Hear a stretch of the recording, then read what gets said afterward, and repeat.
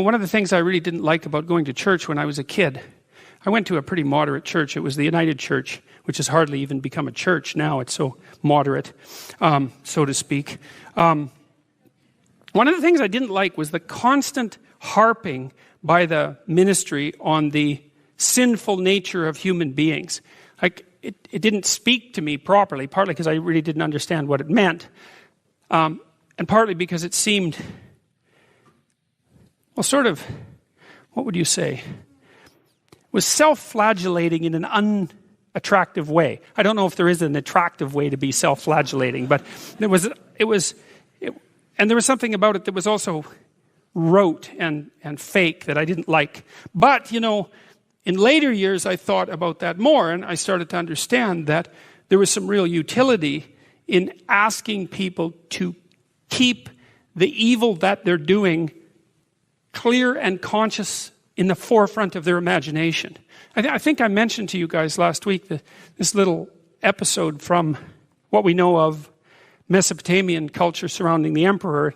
The New Year's festival, they would take the emperor outside of the walled city and strip him of his garb so that he was reduced to just an ordinary man, and then humiliate him ritually, and then ask him how it was over the last year that he wasn't a spectacular embodiment of Marduk. And Marduk was the Mesopotamian deity who made order out of chaos, essentially. And the emperor was supposed to sit and think, okay, well, I'm emperor and everything. I should be doing a good job. Maybe I should even be doing a great job. And probably I'm coming up short in a bunch of ways. And that actually happens to be important since I'm running the entire show. I should be very, very cognizant of how I'm failing to live up to the ideal. And that is what that call, that constant clarion call that's degenerated, I would say, in institutional Christianity, that was actually the idea, was, look, there's a bunch of ways that you're not being everything you could be.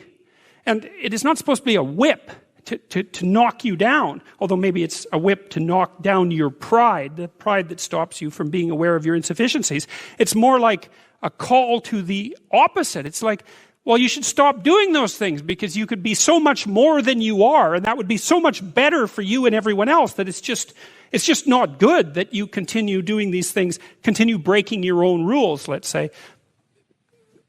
Because we could certainly, as I said, we could start this game by assuming that you should at least play the game that you're playing straight.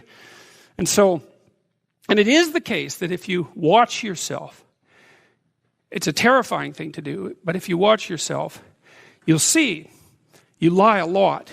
Like when I learned this to begin with, I was in my 20s, and I'm a smart person, and I was very proud of that, because I was also a small person. I was moved ahead one year in school, and I was a small person to begin with, and so I was a very small person in my classes, and also very mouthy, which might not come as much of a surprise, and somewhat provocative, and so, and I got pushed around a fair bit, because everybody gets pushed around, and my weapon was to be mouthy, and it was a fairly effective weapon, although it tended to backfire, because, if you're really effectively mouthy with large, obnoxious people, then they tend to respond in a relatively negative physical way. And so that sort of thing was happening to me a fair bit. But I was quite proud of the fact that I had some intellectual power. And that it was then in my 20s when I learned about some of the danger of that, because I started to read partly Milton's Paradise Lost, and I started to understand the danger of the intellect. And the danger of the intellect, as far as I can tell, is that it tends towards pride and arrogance. And it also tends to fall in love with its own productions. And so that's actually Lucifer. In Paradise Lost, that's Lucifer. Lucifer is the intellect that falls in love with its own productions and then assumes that there's nothing outside of what it thinks.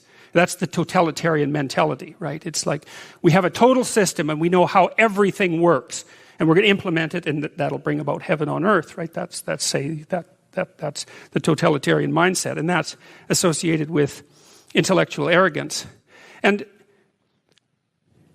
at the same time, another thing was happening to me. So I was noticing that. I started to understand what that meant, and I also started to understand that there was more to life than the intellect, much more, because I smoked too much and I drank too much and I weighed like 130 pounds. I wasn't in good physical shape, and like I had a lot of things to do when I went to graduate school to put myself together, and at the same time I was trying to understand why things had gone so crazily wrong with the world, its encapsulation in the Cold War, and what role I might be playing in that, if any, or what role any of us were playing in that. At the same time, I was working at a prison, only a little bit. I worked with this crazy psychologist. He used to put jokes on his multiple choice tests. He was a really eccentric guy, but I really liked his courses. He taught a course on creativity, and he was also a prison psychologist, and he was an eccentric guy, and he, for some reason, liked me, and maybe because I was eccentric too, and he invited me to go out to the Edmonton maximum security prison with him a couple of times, which I did, and that was a very interesting experience, because I was trying to figure out what role each individual's behavior bore to the pathology of the group. It was something like that. And I went out there, and I met a little guy, smaller than me. I was a little bigger by then. And he was a pretty innocuous guy. And what had happened was I was out in this gymnasium. It looks like a high school, a prison, which is really quite telling in my estimation. And there were all these like monsters in there, weightlifting, and like they were monsters. I remember one guy who was tattooed everywhere, and he had like a huge scar running down the middle of his chest. It looked like someone had hit him with an axe, and I was in there, and I had this weird cape that I used to wear that I bought in Portugal, and some boots that went along with it. And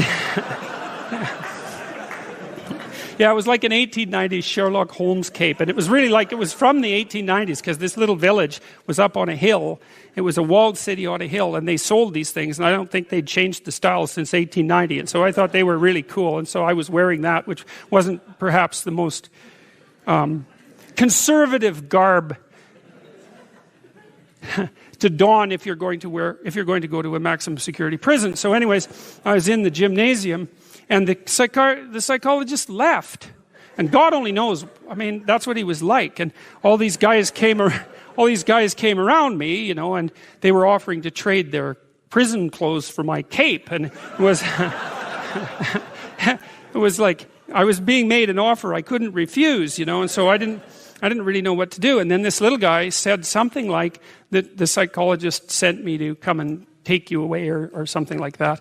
And so I thought, well, better this little guy than all these monsters. So we went outside the gym through some doors, like school doors. We went outside the gym into the exercise yard, I guess, and we were wandering along, and he was talking to me, and he seemed like a kind of an innocuous guy. And then the psychologist showed up at the door and motioned us back, and so, which was kind of a relief. And so I went into his office, and he said, "You know that guy that you walked out in the yard with?" And I said, "Yeah." He said, he took 2 cops one night, and he had them kneel down, and while they were begging for their lives, he shot them both in the back of the head.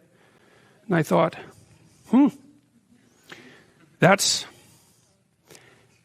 see, the thing that was so interesting was that he was so innocuous. Right? Because what you'd hope is that someone like that would be very much unlike you, let's say, and certainly wouldn't be like someone innocuous that you'd met. What you'd want is that the guy would be like, half werewolf and half vampire. So you could just tell right away that he was a cold-blooded killer. But no, he was this sort of ineffectual little guy who was certainly not ineffectual if you gave him a revolver and the upper hand. And so that made me think a lot about the relationship between being innocuous and being dangerous. And then another thing happened. I met another guy out there, and then a week or two later I heard that he and a friend of his had held another guy down and pulverized his left leg with a lead pipe, like just pulverized it. And the reason for that was that they thought that he was a snitch, and maybe he was.